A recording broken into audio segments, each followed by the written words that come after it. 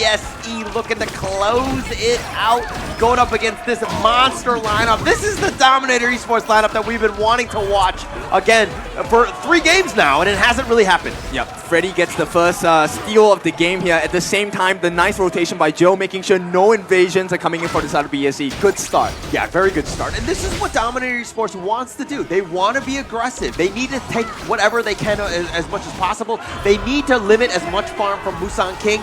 Let him slow it down, right? Jihong on the Shangguan is going to have a monster game regardless. He's going to find farm, but they're going to funnel most of it to the Ogryn. They need to be careful with that.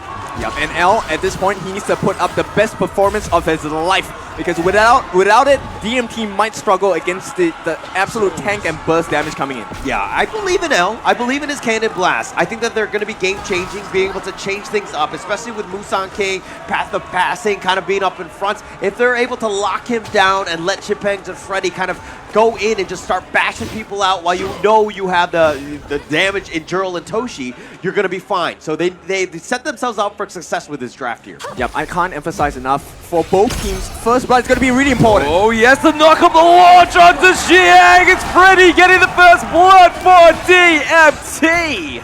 Setting it up, that was perfect, right? And then, again, you were talking about L on the moats. Instant impact already. He's hitting that Cannon Blast, setting it up for Freddy, who really needs that farm to get that first blood. That's going to be a great start for them. Yep, and DMT, they need to start kicking up that gear, right? Make it faster, make the rotations faster, get the kills as well, get the lead, and maintain it. Like, to be honest, I'm kind of thinking BSC, their playstyle is, you know, just live. Okay, the 2v1 is not going to go to fruition for Xiang. Freddy's Hanshin has activated. Yeah, activated. 2 kills already. What a great start for DMT. This is the way you want to do it. Now, they need to put pressure on that top T1. They've done that. They've done a good job. Now they're looking to invade. You got to cement this lead. Okay, but it's not a monstrous lead per se, right? Even though they have gotten a couple of kills, you know, BSC, they're still holding on pretty tightly. It's just, what, 700 gold away? And you know Musang King on Ogryn, he is really fast on this jungler. Yeah, and BSC, this is the moment where, you know, the champion is going to be tested in you, right? The punches are coming. Dominator Esports really want to take the fight to you. They know that this is going to be all in for them, so they're going to go with their best foot forward. BSC need to stabilize. They need to figure out ways to counterpunch and find that farm because there are gaps. Oh, nice flash coming there from L, right? That kept him so much alive. If it wasn't for that flash, common skill, he would have been gone. Yep, for sure. Now, of course, Zihong now gets a refresh on his hands, has the secondary finishing stroke as well. Let's take a look at the gold, right? So, Freddy, of course, being able to get that lead, about 300 gold ahead, simply because of the kills that he's had. Yep. Wavebreaker kind of just trying to tear the Hanshin, right? I mean, he's able to get in, he's able to get a little bit of quick poo-poo-pa. Yeah, okay. I love the fact that you're doing sound effects. I feel like Level Infinite needs to really reach out for you, Blam, and start inserting those. But, yeah, speaking of pew-pew, we are getting the untargetable from DMT. It does go down. It is going to be Xiang picking up the kill onto L. Yeah, I like the way that Freddy has been playing, though. He was a little bit passive in the first 3 games, excuse me. He was kind of letting Musang King kind of dictate where he wants to go, and Freddy just cleaning up scraps, so to speak. Freddy's been more aggressive, trying to take the fight to him because, again, they need to really change things up. Yeah, but he's not playing fast enough, right? Right now, Musang King is keeping pace. Look at that. He's already very tanky. First objective, probably going to go into the hands of BSE. And right now, DMT, they need to put that foot on the gas pedal because once they let go, BSE are going to just walk all over them. And this is where we're talking about how BSE are able to find those gaps. You know, Dominator Esports had that lead. They got those, 2 early leads, or two early kills, excuse me, but they didn't really actually just kind of compound it into other attacks. But in the mid lane, yeah, speaking of compounding, we did see the knock up there from Byron, but it's going to be met by Musang King. The king of fruits becomes the king of souls. Yeah, right now you can see Chipengs. Once again, I think he hasn't performed his best right now. I think the nerves are getting to him. And right now, BSE are very adept at exposing all these little weaknesses as well. Okay, the Wavebreaker going in with a finishing stroke onto Toshi. It's going to be Xiang picking up a kill for BSE. Yeah, okay. Oh, they're continuing. They're still going to continue. The Wavebreaker comes through just to deter them from Jet. It's going to be Jurl that goes down. It's Jurl from Musang King.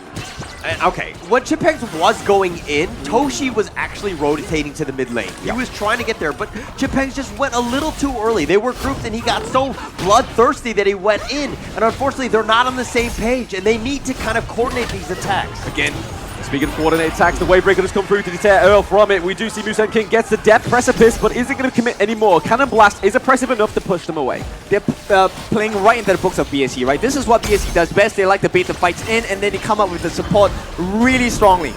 Yeah, they're doing a decent amount, but again, they're sieging. Sipangs has made an appearance. If anything, he's just going to be backing up. But this is what BSE want to do. They want to attract your attention so that everybody's just fighting for that farm, while the rest of them, Siang is able to split push. You're able to get JR just getting his own started set of farm.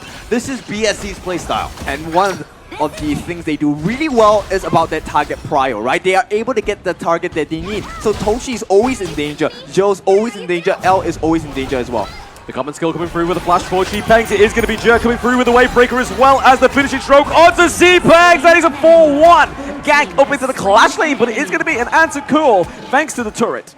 4-man rotation in the top lane. They're just forcing it out. It's just not one or two people. They're ensuring that, hey, when we move together, we get the kills together. We're going to ensure that we get those successful conversions, because now with that man advantage, or excuse me, the even numbers, they're able to put pressure on this mid T1. Yep, and they're negating every single effort that DMT is putting in their jungle as well. Every invade, Musang King gets the buff regardless. Yeah, regardless. And I mean, he's level 10. If we're looking at net worth, he should have that advantage. Freddy did get those two early kills, but what has happened since? He's been very reactive. He's not been able to kind of compound that lead.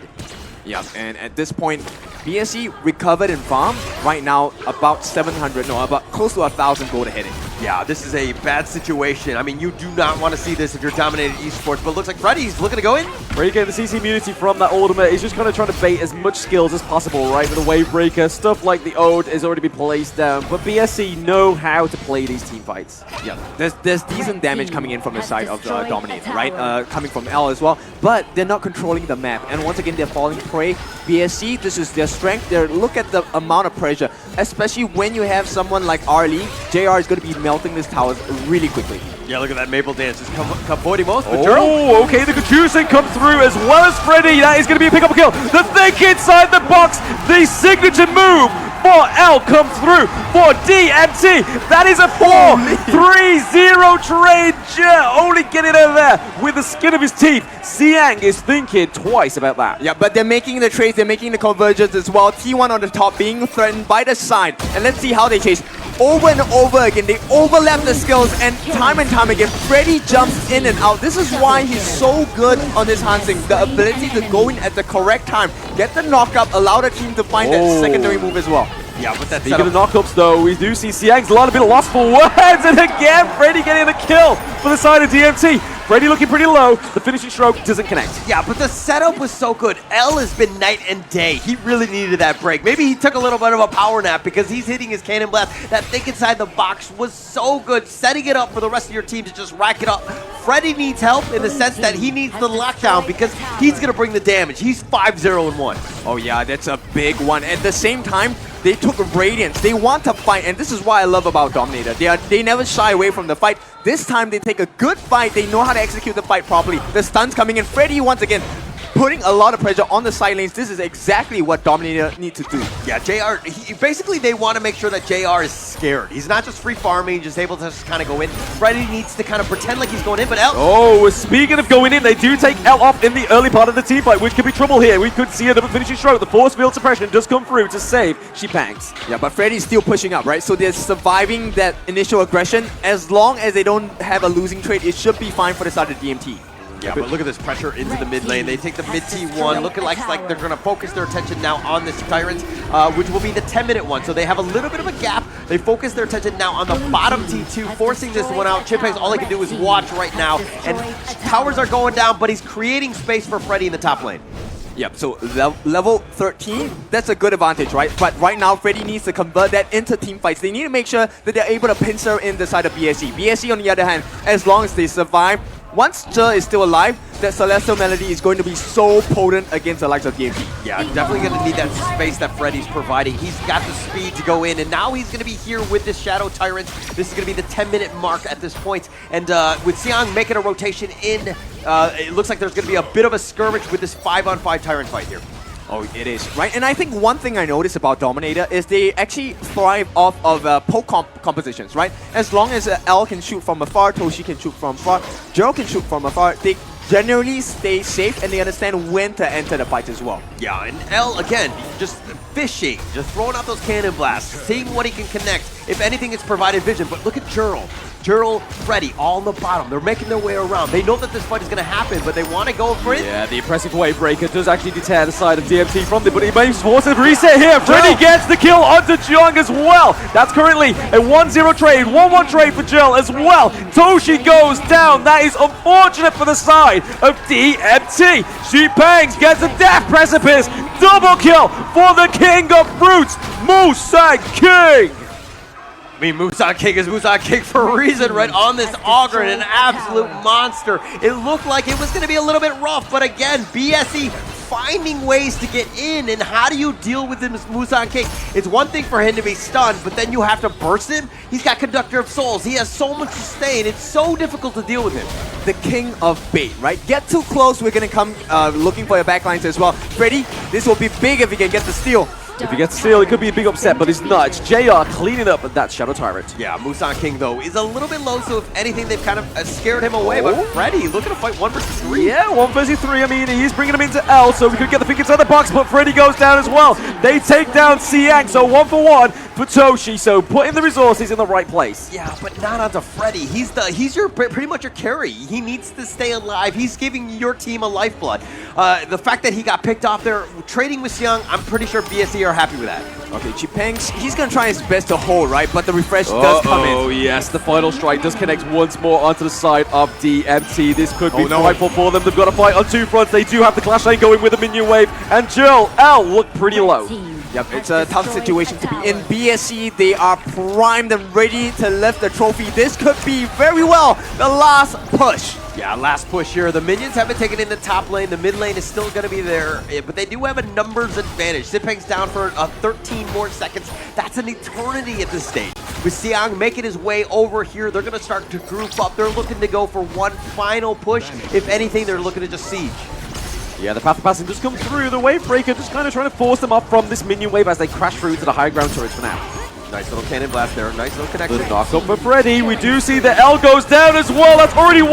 That's already 2. Musang King gets the kill. The finishing stroke is going to land on a Toshi. Toshi goes down. We have a double kill for BSE. Looking to finish this game. 13 minutes in. They wipe out the minions. It's only going to take 1 minute. Your Season 2 Invitational champions are now your HOK 2024 Championship champions. Well deserved. This was a big fight for them. I mean, they even gave the respect drop over to the side